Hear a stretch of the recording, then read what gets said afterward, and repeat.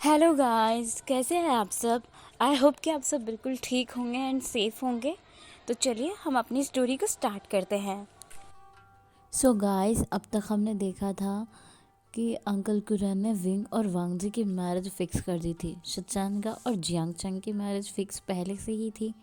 अब प्रिपरेशन चल रही थी वेडिंग की। सारी डेकोरेशन लैंड मेंशन में हो रही थी। सब लोग बहुत बिजी थे। लैन शचान, जियांग चंग अपनी वेडिंग की ड्रेसेस सेलेक्ट कर रहे थे। दूसरी तरफ वांगजी और विंग भी अपनी वेडिंग ड्रेसेस सेलेक्ट कर रहे थे। सब लोग शॉपिंग करने के बाद एक रेस्टोरेंट में आकर डिनर करते हैं। सचैनगा, जियांग चन, वांगजी और विंग सब लोग एक साथ बहुत खुश थे। सब लोग एक दूसरे के साथ हंसी मजाक करते हुए अपना डिनर करते हैं। विंग बहुत खुश लग रहा था, पर विंग के दिल में अभी भी एक डर था। न जाने क्यों उसे बेचैनी महसूस हो रही थी कि कहीं उसकी खुशियों को किसी की नज़र ना लग जाए। वांगजी विंग की इस बेचैनी और डर को समझ पा रहा था। वो विंग से कहता है, विंग प्लीज़ तुम डरो मत, और हाँ, एकदम खुश रहो। तुम्हारी हैप्पीनेस को मैं किसी की भी नज़र नहीं लगने दूंगा। हम दोनों की शादी बहुत अच्छे से कंप्लीट होगी। और उसके बाद बताओ, तुम कहाँ जाना चाहोगे मेरे साथ घूमने? विंग पूछता है, घूमने? मगर हमें घूमने क्यों जाना है? शादी के बाद हम लोग सब फैमिली के साथ रहेंगे ना। तो वांगजी अपने सर पर अपना हाथ मारते हुए सोचता है, गॉड, इतना प्योर पर्सन मुझे मिल कहाँ से गया। विंग को सच में कुछ भी नहीं आता। वांगजी और विंग को ऐसे देखकर शुयांग को बड़ी हंसी आ रही थी। शुयांग उन दोनों के बड़े मज़े ले रहा था और गौर से उनकी बातें सुन रहा था। तो वांगजी शुयांग की तरफ घूर कर देखता है और अपने लिप्स को दबाते हुए शुयांग की तरफ देखता है, जिससे शुयांग हंस देता है। जिसके बाद सब लोग वहाँ से उठकर घर चले जाते हैं। मेंशन में आने के बाद विंग और वांगजी जब अपने रूम में जा रहे थे तो अंकल उन दोनों को रोक लेते हैं।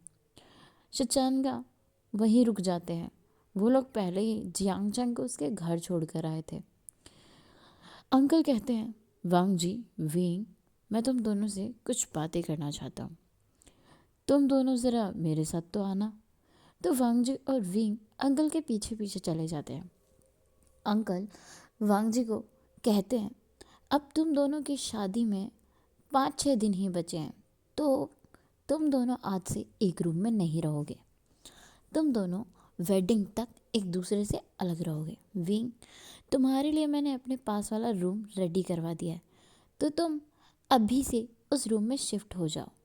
तुम्हारी ज़रूरत का सारा सामान मैंने तुम्हारे नए रूम में शिफ्ट कर दिया है। तो वांगजी गुस्से में अंकल की तरफ देखता है और मुंह बनाते हुए कहता है, अंकल, इस सब की क्या ज़रूरत है? मैं और विंग तो पहले से एक साथ रह रहे हैं। कितने टाइम से हम दोनों एक रूम में रह रहे हैं। अब हमें अलग रहने की क्या ज़रूरत है भला? वांगजी छोटे बच्चे की तरह मुंह बनाते हुए कह रहा था। तभी अंकल गुरैन कहते हैं, मुंह मत बनाओ वांगजी, और तुम्हारा ये मुंह बनाने का तरीका ना मुझ पर काम नहीं करेगा। ये रूल है हमारी लैन फैमिली का। अल्फाज मैरिड से पहले अपने ओमेगास के साथ नहीं रहते हैं। वैसे भी शिचान अपने ओमेगा के साथ नहीं रह रहा है, तो तुम भी नहीं रहोगे। विंग मेरे रूम के पास वाले रूम में ही रहेगा और तुम अब अपने रूम में चले जाओ, वरना मैं विंग को जियांग हाउस भेज दूंगा। तो वांग जी कहता है, नहीं नहीं नहीं नहीं अंकल, ऐसा मत करना, मेरे लिए इतना ही ठीक है, मैं अपने रूम में चला जाऊंगा। विंग जियांग हाउस जाए, इससे तो अच्छा है कि वो लैंड मेंशन में ही रहे। मैं उसे जियांग हाउस क्यों जाने दूंगा? बिल्कुल भी नहीं जाने दूंगा मैं। इतना दूर तो मैं विंग से बिल्कुल नहीं रह सकता। वांग जी ये सब अपने मन में सोच रहा था और वहाँ से अपने अंकल को वांग जी गुड नाइट बोलकर वहाँ से चला जाता है। और विंग जो बस वांग जी की तरफ देखकर अपना सिर ना में हिला रहा था, क्योंकि वांग जी अंकल की इस बात से बहुत ज़्यादा चिढ़ गया था। विंग जानता था जब से वो लैंड मेंशन में रहने लगा था, तब से वो वांग जी के साथ उसी के रूम में रह रहा था। दोनों की आदत बन गई थी एक दूसरे को कडल करके सोने की। बट इस वेडिंग के चक्कर में अब उन दोनों को एक दूसरे से कुछ दिनों अलग ही रहना पड़ेगा। विंग भी इन सभी रीति रिवाजों से पूरी तरह से वाकिफ था, इसलिए विंग ने अंकल से कुछ भी नहीं कहा। उसने तो अंकल की बात एक ही बार में मान ली, लेकिन वो वांगजी था जो अंकल की बात नहीं मानने वाला था। और आप लोगों को क्या लगता है, वांगजी अंकल की इस शर्त को मानेगा? मुझे तो बिल्कुल भी नहीं लगता। विंग अब अंकल के पास वाले रूम में जाकर रेस्ट करने लगता है। विंग बेड पर लेटा हुआ था और वो आज सारे दिन की मेमोरीज को याद कर रहा था। विंग को पूरा दिन बहुत मज़ा आया था। उसने शॉपिंग की थी, काफ़ी सारे ड्रेसेस खरीदे थे, काफ़ी सारी ज्वेलरीज खरीदी थी, लंच किया, डिनर किया, एक अच्छे से पार्क में उन लोगों ने अपनी काफ़ी सारी फ़ोटोज़ क्लिक की। सब कुछ एक डेट के जैसा था, वो भी डबल डेट। शिचानगा और जियांगचंग भी थे। इसी साथ विंग को जियांगचंग को जानने का और भी मौका मिला। दोनों में अच्छी दोस्ती भी हो चुकी थी। पहले के बजाय अब उनका रिश्ता और स्ट्रांग हो गया था। विंग और जियांगचंग दोनों आपस में कभी कभी एक दूसरे से लड़ झगड़ भी रहे थे। दोनों एक दूसरे की एडवाइस से सहमत नहीं थे, इसलिए कभी कभी उनकी बन नहीं रही थी। और ये सब देखकर शिचंगा और वांगजी दोनों को बहुत मज़े आ रहे थे, क्योंकि कहीं ना कहीं विंग का अकेलापन अब इनकी वजह से दूर होता जा रहा था। शिचंगा विंग को अपने छोटे भाई की ही तरह पैम्पर कर रहे थे, जैसे वो वांगजी को पैम्पर करते हैं वैसे ही। विंग कब सो गया उसे पता ही नहीं चला। अब हमें सीन शिफ्ट करके वांगजी का दिखाया जाता है। वांगजी जो बहुत गुस्से में मुंह फुलाकर अपने रूम में बैठा हुआ था, उसके दोनों चीक्स बहुत रेड और हॉट हो चुके थे, क्योंकि उसे थोड़ी शर्म भी आ रही थी और अंकल की बातों पर गुस्सा भी आ रहा था। उसे विंग के बिना सोने की आदत ही नहीं थी। जब से वो विंग के साथ रहने लगा था, तब से विंग की उसे ऐसी आदत लग गई थी कि अब उसे विंग के बिना नींद ही नहीं आ रही थी। ये सब सोचकर वांगजी ब्लश कर रहा था और थोड़ा थोड़ा अपना मुंह भी फुला रहा था। अंकल ने ऐसा क्यों किया? मुझे विंग के बिना नींद ही नहीं आ रही है, अब मैं क्या करूं? विंग के पास जाऊं क्या? अंकल तो अभी तक सो गए होंगे, वैसे भी 11 बजने को है। मैं विंग के पास चला जाता हूँ, इससे अंकल की बात भी रह जाएगी और अंकल को पता भी तो नहीं चलेगा ना। वांग जी यही सोचकर बहुत ही फास्टली अपने बेड से उठकर खड़ा हो जाता है और वो अपने रूम से बाहर निकलकर चोरों की तरह अपने ही मेंशन में छुपते छुपाते विंग के रूम के बाहर पहुंच जाता है। वांग जी अब रूम पर नॉक कर रहा था। विंग जिसे नींद आ चुकी थी, वो हल्की नींद में ही था, इसलिए एक बार नॉक सुनते ही विंग उठकर बैठ जाता है, पर दरवाज़ा खोलता नहीं है। फिर दूसरी बार जब नॉक होता है तो विंग उठकर दरवाज़ा खोल देता है। ये वांगजी ही था। विंग को कंफर्म हो गया था, इसलिए विंग रूम का डोर ओपन करता है और बाहर देखता है वांगजी ही खड़ा था। वांगजी तुरंत से विंग को धक्का देता है और तुमने मुझे क्या कर दिया है विंग? मुझे तुम्हारे बगैर बिल्कुल भी नींद नहीं आ रही है। ये मेरा क्या हाल हो गया है? क्या मैं आज रात तुम्हारे पास सो जाऊं प्लीज़?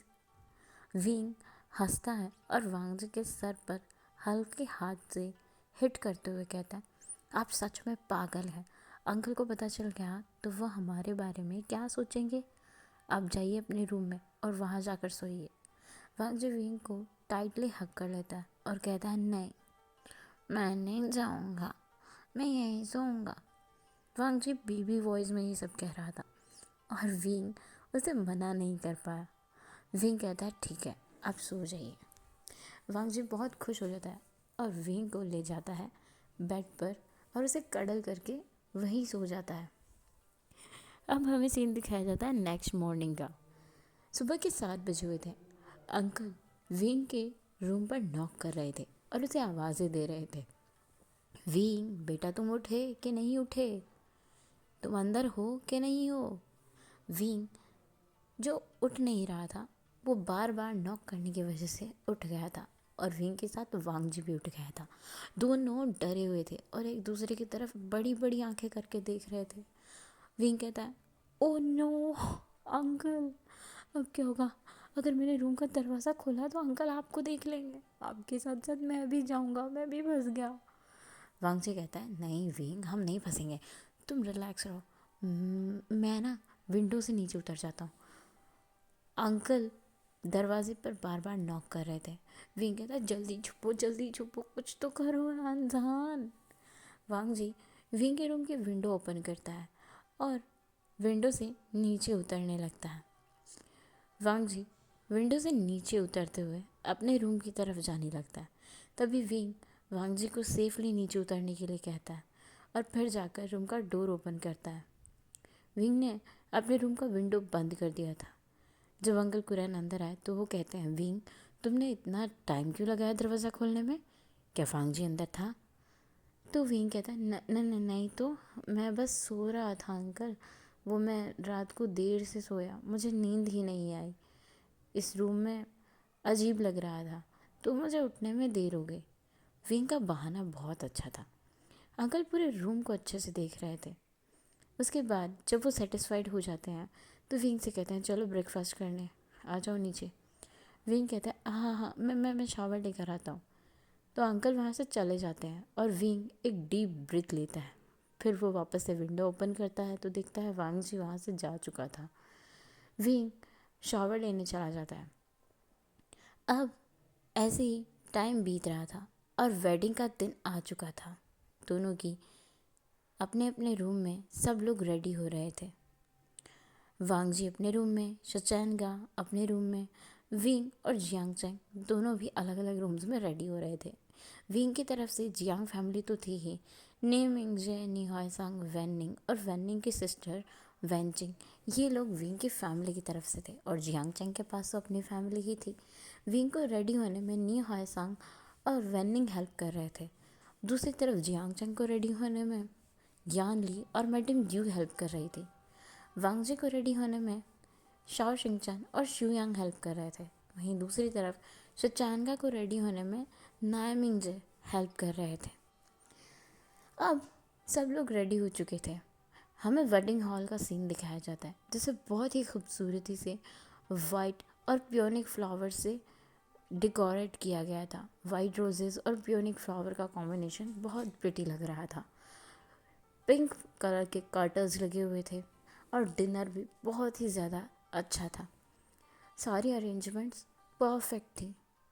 प्रीस्ट अब दोनों ग्रूम्स को स्टेज पर बुलाते हैं, जिसके बाद वांग जी और लैन चुचैन स्टेज पर चले जाते हैं। कुछ रिचुअल्स करने के बाद प्रीस्ट कहते हैं ओमेगास ब्राइड्स को बुलाया जाए, तो विंग और जियांग चैंग को ले आया जाता है। विंग को नीमिंग जे लेकर आए थे और जियांग चैंग को जियांग फैंग में आन। मैडम यू उन दोनों का हाथ पकड़कर बीच में चल रही थी।